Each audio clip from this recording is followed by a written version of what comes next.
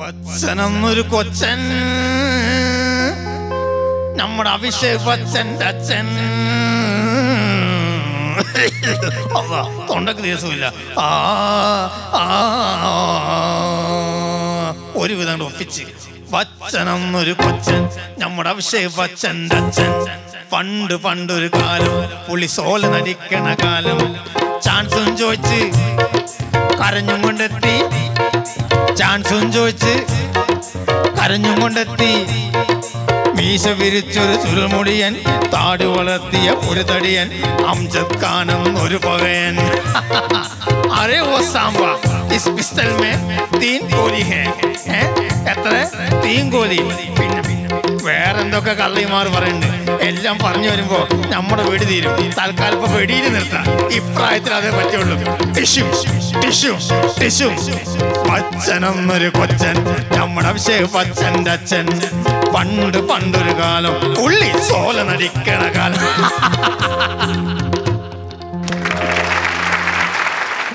ഇത് കറക്റ്റ് നമുക്ക് പാടും പോലെ തന്നെ. കറക്റ്റ് ഒരു സെക്കൻഡ് ഒന്ന് കണ്ണടച്ച് കഴിഞ്ഞിട്ടുണ്ടെങ്കിൽ അവിടെ നിന്നിട്ട് ഇക്ക പാടും പോലെ തോന്നും നമുക്ക്. ഇപ്പോൾ ഇവരെല്ലാവരും ഡബ് ചെയ്യുമ്പോൾ നമുക്ക് റിയലായിട്ട് നമ്മളായിട്ട് സംസാരിക്കുന്ന സമയങ്ങളിൽ ഇപ്പം ശരിക്കും പറഞ്ഞാൽ ഞാൻ കൂടുതൽ ഇപ്പോൾ പപ്പു ചേട്ടൻ്റെ നമുക്കവിടെ ഒന്നും നമ്മൾ നേരിട്ടുള്ള സംഭവങ്ങൾ മാത്രമേ ശ്രദ്ധിക്കും. നേരിട്ട് പരിചയപ്പെടുന്ന പപ്പുട്ടൻ ശരിക്കും സംസാരിക്കുമ്പോൾ ഒരു വളരെ മൈന്യൂട്ടായിട്ടുള്ള അത് നമ്മൾ ഈ സിനിമയായിട്ടൊന്നും അല്ല. ഇപ്പം ഞാനത് നേരത്തെ പറഞ്ഞ പോലെ നമ്മൾ സംഭവങ്ങൾ ഓർക്കില്ലല്ലോ. അല്ല അത് അതിൽ വലിയ കാര്യമൊന്നുമില്ല. അല്ല അതിനകത്ത് പുള്ളി എന്നുള്ള സംഭവമൊക്കെ അതൊക്കെ സിനിമയ്ക്ക് വേണ്ടി പുള്ളി ഞാൻ എപ്പോഴും പറയാനുള്ളൊരു കോമഡി ഉണ്ട്. അതിൽ അത് പപ്പുച്ചേട്ടൻ കയ്യിൽ നിന്ന് ഇട്ട ഒരു തമാശയാണ്. ഇത് കയ്യിൽ നിന്ന് ചെയ്ത തമാശയാണെന്ന് തോന്നുന്നൊരു സ്ക്രിപ്റ്റ് ഇല്ലാത്തൊരു സംഭവം തോന്നുന്നത്. പപ്പുച്ചേട്ടൻ ഒരു വീട്ടിൽ വന്ന് കയറും. ശാന്തികൃഷ്ണയുടെ വീട് അമ്മാവനാണ് പപ്പുച്ചേട്ടൻ. പുള്ളി ഒരു തീർത്ഥാടനമൊക്കെ കഴിഞ്ഞ് വന്നിരിക്കുകയാണ്. അപ്പോൾ ശകൂരം എന്നാണ് പടത്തിൻ്റെ പേര്. ഭയങ്കര വിശപ്പുണ്ട്. മോളെ നല്ല വിശപ്പ് എന്തെങ്കിലും കഴിക്കാർക്ക്. അപ്പോൾ ഇവർ കുറേ കറികളും സംഭവങ്ങളൊക്കെ വെച്ചിരിക്കുകയാണ്. അപ്പോൾ പുള്ളി ഒരു സ്വാമിയാണ്. നമുക്ക് കാണുമ്പോൾ വളരെ സ്റ്റാൻഡേർഡായിട്ട് തോന്നി, ഭയങ്കര ക്വാളിറ്റി ഉള്ളൊരു വ്യക്തിയാണ്. അങ്ങനെ വന്ന് ഈ സാധനം വെച്ചപ്പോൾ തന്നെ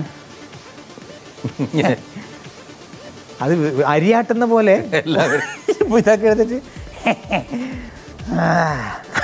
എഴുതിയിട്ട് എന്താ അമ്മാവത് ഒരു മാനേഴ്സ്, ടേബിൾ മാനേഴ്സ് ഇല്ലേ, ഇങ്ങനെയാണോ കഴിക്കുന്നത്? സ്വാമിമാർക്ക് എന്ത് വൃത്തികേടുന്ന്. അത് ഞാനിപ്പോഴും ചിന്തിക്കുന്നൊരു സംഭവമാണ്.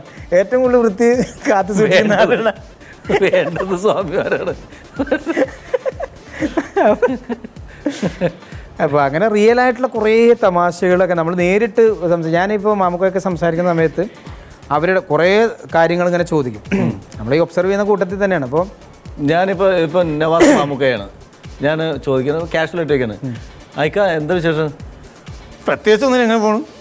കോഴിക്കോട് നിന്ന് കഴിഞ്ഞ ദിവസം അവിടെ നിന്ന് പാസ് ചെയ്യുമ്പോൾ എനിക്ക് വേണമെങ്കിൽ എറണാകുളം വഴി പാസ് ചെയ്തിട്ടുണ്ടായിരുന്നു. എറണാകുളത്തെ വിഞ്ഞാമം ഉണ്ടായിരുന്നു. പിന്നെ അതിൻ്റെ ഇടയ്ക്ക് ആ സുവേർ വന്നിട്ട് സാധനം കൊടുത്ത് ആ പറയും അത് പൊന്നാനി എത്തിച്ച് തന്നാൽ പിന്നെ ആ വഴി ഒന്ന് പോകേണ്ടി വന്നു. അങ്ങനെ ഒരു ഇത് കറക്കം വന്നാണ്. അപ്പം ഇക്ക തന്നെയാണ് ആ വണ്ടിയിൽ പോയല്ലേ, ഒരു ഇന്നോവയിൽ 34 ഇല്ല എനിക്ക്. ഓക്കെ ഇപ്പോഴും എനിക്ക് മനസ്സിലായി. ശരി. ഇക്ക ഈ ഹിറ്റ്ലർ ബ്രദേഴ്സ് എന്ന പടത്തിൽ ഇക്ക നല്ലൊരു കഥാപാത്രത്തെ ചെയ്തിട്ടുണ്ടല്ലോ, ഒരു ബസ് കണ്ടക്ടറായിട്ട്. ആ കഥാപാത്രത്തെ ജസ്റ്റ് ഞങ്ങളുടെ മുമ്പിൽ ഒന്ന് അവതരിപ്പിക്കാമോ? അത് ചെയ്യാം. അത് ശരിക്കൊരു മിമിക്രി ക്യാരക്ടറാണ്. എനിക്കൂടെ നാഷ്കൊക്കെ ആയിട്ടിങ്ങനെ കൂടുന്ന സമയത്ത് പല തമാശകളിലൂടെയൊക്കെ വന്നിട്ടുള്ള ഞങ്ങളുടെ ഗ്യാങ്ങിലൊക്കെ പറഞ്ഞിട്ടുള്ള വിറ്റ ശരിക്കൊരു തമാശയാണത്. ഒരാൾ ബസ് കാത്ത് നിൽക്കുന്നു, കൊടകര ബസ് കാത്ത് നിൽക്കുന്നു. ഞങ്ങൾ മിമിക്രി തമാശയാണ് അത്. ഞാൻ സിബി ഉദയൻ റൈറ്റേഴ്സ് അവരുടെ അടുത്ത് ഇങ്ങനെ സംസാരിച്ചപ്പോൾ അവർ പറഞ്ഞു ഈ ക്യാരക്ടർ നമുക്ക് ഈ പടത്തിൽ കയറ്റാം, ഹിറ്റ്ലർ ബ്രദേഴ്സ്. അതിനുള്ള സിറ്റുവേഷൻ ഉണ്ട്. ഒരു ബസ് കണ്ടക്ടറുടെ സംഭവം വരുന്നുണ്ട്. അപ്പോൾ നവാസ് തന്നെ പെർഫോം ചെയ്താലേ അത് നിൽക്കുള്ളൂ. ഇപ്പോൾ ഈ പറഞ്ഞ പോലെ ഒരു ടൈമിങ്ങിൽ അത് ചെയ്താലാണ് അത് നിൽക്കുള്ളൂ. അപ്പോൾ അതുകൊണ്ട് ഞങ്ങളതൊരു സ്ക്രിപ്റ്റ് ആക്കാം, നവാസ് അതൊന്ന് പെർഫോം ചെയ്യണം എന്ന് പറഞ്ഞിട്ട് അങ്ങനെ ഉണ്ടായ ഒരു കഥാപാത്രമാണ്. പക്ഷേ ഇപ്പോഴും ഏത് സ്ഥലത്ത് നമ്മൾ പ്രോഗ്രാമിൽ പോയാലും നമ്മളെ ഫസ്റ്റ് എൻട്രി ആകുമ്പോൾ തന്നെ അവിടെ നിന്ന് കൊടകര എന്ന് വിളിച്ച് പറയും പോലെ വരും. അത് നമുക്ക് കിട്ടിയ ഒരു വലിയ അംഗീകാരമാണ്. അപ്പോൾ ആ ക്യാരക്ടർ ആളെ വിളിച്ച് കയറ്റുന്ന നമ്മൾ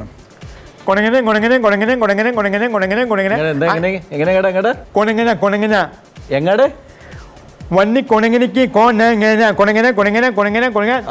കേരളം കേൾക്കൂടെ വന്നിപ്പം എന്താ നോക്കിങ്ങനെ പക്ഷേ ഇത് ഈ വണ്ടി എങ്ങനെ പോണെന്ന് വന്നി കൊണങ്ങിനിക്കിട്ടാ കൊണങ്ങന മനസ്സിലായില്ല പക്ഷേ മനസ്സിലാണല്ലേ എങ്ങനെ പോണേന്ന് ഞങ്ങൾ മലയാളിയല്ലേ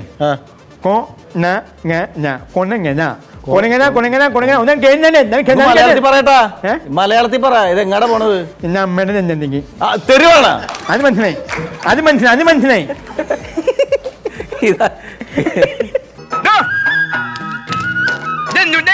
കട്ടന് കിടക്ക ബെന്നി സോഫ എന്ന് നിർത്തി തനിക്ക് വീടും കൂടി കൊണ്ടുവന്ന് വെച്ചിട്ടുണ്ടായിരുന്നില്ലേ രണ്ടും ലോറിക്കുള്ള സാധനം ഉണ്ടല്ലോ തനിക്ക് ലോറി വിളിച്ച് വെച്ചോട്ടോ എന്നാ പിന്നെ ഇത് ലോറി വിളിച്ചു കൊണ്ടുപോകും അല്ലേ ലോറിന്റെ വാടക നിന്റെ അച്ഛൻ കൊടുക്കുക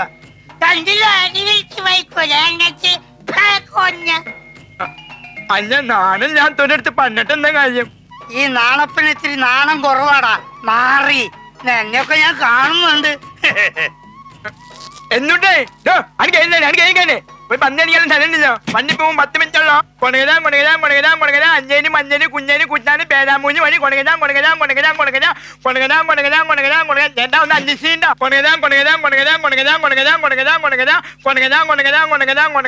എങ്ങോട്ട് വന്നി കൊണകനിക്കിട്ടോ കൊണകരാ 10 മിനിറ്റുള്ളോ എങ്ങോട്ടാണ്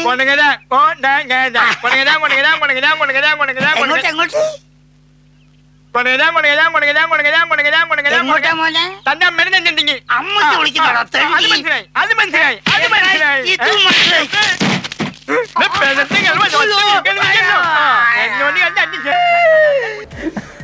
ഇത് പക്ഷേ ഈ ഒരു വിറ്റ് ശരിക്ക് ഭയങ്കര ഞങ്ങളുടെ ഇടയിൽ ഭയങ്കര പോപ്പുലർ ആയിരുന്ന സമയത്ത് എല്ലായ്പ്പോഴും നമ്മളിങ്ങനെ ഒരു മിമിക്രി കോമഡിയാണത്. അപ്പൊ ഈ പറഞ്ഞ പേര് പറയുമ്പോ മനസ്സിലാവും, അതുവരെ മനസ്സിലാവും. അത് ഈ പറഞ്ഞ പോലെ പപ്പുച്ചേട്ടനായിട്ടുള്ള ഫൈറ്റാണത്. ശരിക്കും പറഞ്ഞൊരു ഫൈറ്റ് ചെയ്ത് അഭിനയിച്ച പോലത്തെ സംഭവമാണത്. പപ്പുച്ചേട്ടൻ ഭയങ്കരമായിട്ട് ഹെൽപ്പ് ചെയ്തിട്ട് തന്നെ. പപ്പുചേട്ടനല്ലേ ആ പപ്പുചേട്ടനുള്ള കോമ്പിനേഷൻ ആണ്. മഴ എങ്ങനെ പോണ മഴ കൊണങ്ങനെ മഴ എവിടേക്ക് എന്നോട് തോണ്ടൊക്കെ ചെയ്യണ്ടേ. നമസ്കാരം. ഇപ്പം എല്ലാവരും ആക്ടിങ് കൂടാതെ ഡയറക്ഷൻ നോക്കുന്നുണ്ട്. അതേപോലെ വല്ല പ്ലാനുണ്ടോ മനസ്സിൽ? ആക്ടിങ് കൂടെ നമ്മളിപ്പോൾ ഒരു ഭയങ്കര പ്ലാൻഡായിട്ട് അല്ല പല കാര്യങ്ങളും ചെയ്തിട്ടുള്ളത്. ഇപ്പോൾ നാളെ ഒന്നും പറയാൻ പറ്റില്ല അല്ലേ. നമുക്ക് അങ്ങനെ ഒരു ക്രിയേഷൻ ഉണ്ട്. അതിൽ ഒരു സ്ക്രിപ്റ്റ് എഴുതാൻ തോന്നുന്നു. നമ്മൾ ഈ പ്രൊഫഷനിൽ തന്നെ നിൽക്കില്ല. ഇന്നാളെ ഇത് തന്നെ ചെയ്യാൻ പാടുള്ള ആരും നമ്മളെ ഒരു വിലക്കിയിട്ടൊന്നും. ഓ, ഡയറക്ഷൻ്റെയൊക്കെ കാര്യം കുറച്ച് ബുദ്ധിമുട്ടാവില്ലേ? ഡയറക്ഷൻ മാത്രം ചെയ്യുന്ന ആൾക്കാരുടെ കാര്യം കുറച്ച് വെള്ളത്തിലാവില്ലേ? അല്ല, ഇപ്പോൾ ഡയറക്ഷൻ ചെയ്യുന്ന ഒരാളോ 2 പേര് മാത്രമല്ലല്ലോ. ഇവിടെ ഒരുപാട് പേര് വന്നുകൊണ്ടിരിക്കുകയല്ലേ. ഈ തലമുറയിൽ തന്നെ എത്ര പേര് വന്നു, ഞാൻ പേര് പറയുന്നില്ല. അതാ ഞാൻ ചോദിച്ചത്. അഭിനയം കൂടാതെ അവർ ഡയറക്ഷനും കൂടി ചെയ്യുന്നു. അപ്പോൾ ഈ ഡയറക്ടേഴ്സ് എന്ത് ചെയ്യും? അല്ല, ഇതിൻ്റെ ഒന്നും കാര്യം ചെയ്തോളുമ്പോൾ കുഴപ്പമില്ല. ഞാൻ ഇതൊന്നും അതല്ല. നമുക്ക് എന്ത് കഴിവാണോ നല്ലത്, നമ്മൾ അറിയാൻ പാടില്ലാത്തൊരു പണി ഏറ്റെടുത്തിട്ട് ഈ നിങ്ങൾ പറഞ്ഞ കറക്റ്റാണ്. ഒരു പണി ചെയ്യുമ്പോൾ അവരുടെ ചീത്ത കേൾക്കണം, പ്രേക്ഷകൻ നമ്മളെ തല്ലി ഓടിച്ചു തല്ലും. അപ്പോൾ അങ്ങനെ കുറേ കാര്യങ്ങൾ മുന്നിൽ കണ്ടുകൊണ്ട് നമുക്ക് വല്ല കഴിവുണ്ടെങ്കിൽ അതിനെ നമ്മൾ കൊണ്ടുവരാൻ ശ്രമിക്കുക. അത് ഡയറക്ഷനായാലും പാട്ടായാലും ഡാൻസായാലും അഭിനയമായാലും ഒക്കെ. അതിന് കലാകാരനെ സംബന്ധിച്ച് അങ്ങനെ പ്രത്യേകിച്ച് ഒരു ഇന്നത് ചെയ്യാൻ പാടുള്ള സംഭവമൊന്നുമില്ല. നല്ലത് ചെയ്യാം. നമ്മുടെ കുടുംബം വന്നിരുന്ന് കാണാവുന്ന എന്തും ചെയ്യാം.